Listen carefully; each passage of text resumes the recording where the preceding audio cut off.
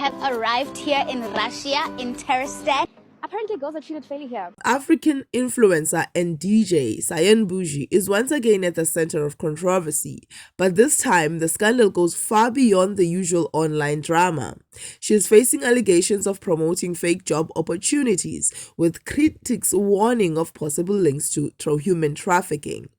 And Mzansi Twitter is livid. Some are outraged, calling her reckless and dangerous. Others defend her, suggesting she may not have known the opportunities were fake. But either way, this story isn't just about Cyan Boejie. It's also about how influencers pushing questionable online schemes continue to prey on vulnerable people in South Africa, especially women. Cyan Boejie is no stranger to the spotlight or to controversy. Now this latest scandal may be her most serious one yet.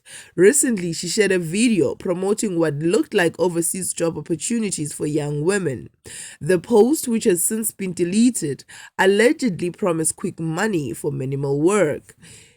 In the video, Cyan Boejie encouraged women to apply for the Alleburger Start program, claiming it would help them better themselves and their skills.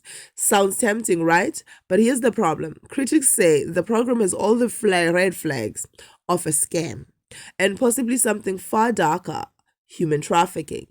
The campaign specifically targets unemployed women aged 18 to 22, encouraging them to move abroad. Influencers, including Cyan Boejie, posted polished promotional videos online, but many unanswered questions remain. Some influencers even flew to Russia to film professionally produced content where they toured the accommodation and read scripts in front of the camera. They highlighted that participants would be well taken care of, living in a pyramid-shaped building with thousands of women from around the world. The program also promised language lessons, including Russian, but instead of detailing real career training, the promotional material focused heavily on showing off flashy accommodation. This didn't sit well with South Africans, who slammed the influencers for acting as sellouts.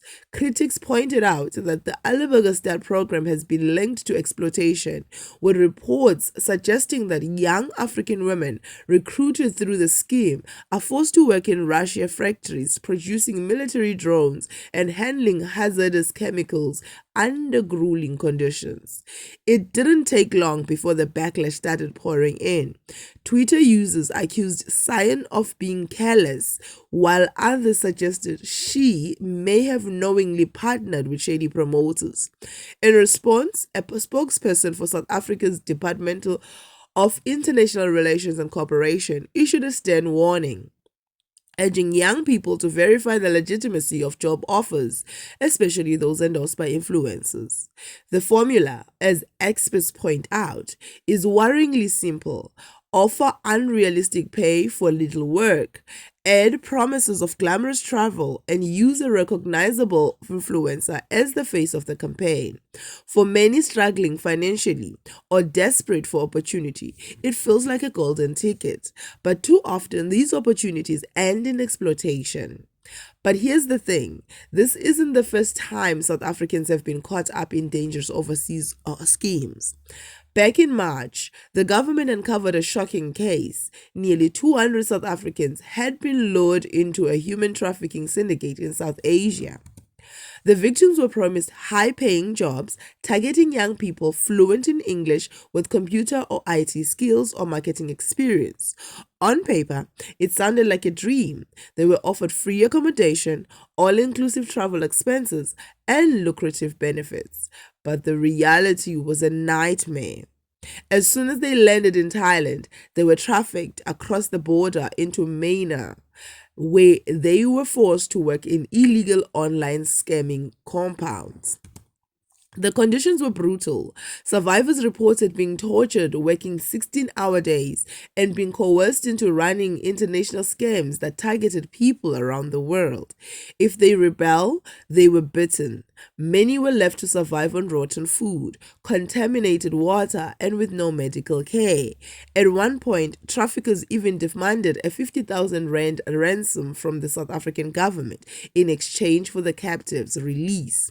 So far, only 26 people have made it back home. The rest remain stranded in Southeast Asia, unable to afford a flight back to South Africa. In my knowledge, South Africa does not pay ransoms to pirates. And just like that, the Alabuga program, this case shows how false promises of opportunity are being weaponized to exploit desperate young South Africans. Following the backlash, Cyan Boejie deleted a video from TikTok.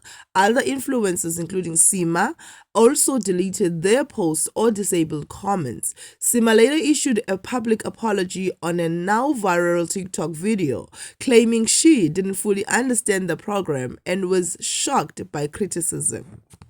The question now is whether Cyan Boejie should be held accountable for promoting such opportunities, or whether she, like others, is simply another pawn in a much larger or more dangerous scheme. Stay safe, double check as we bring you matters that matter.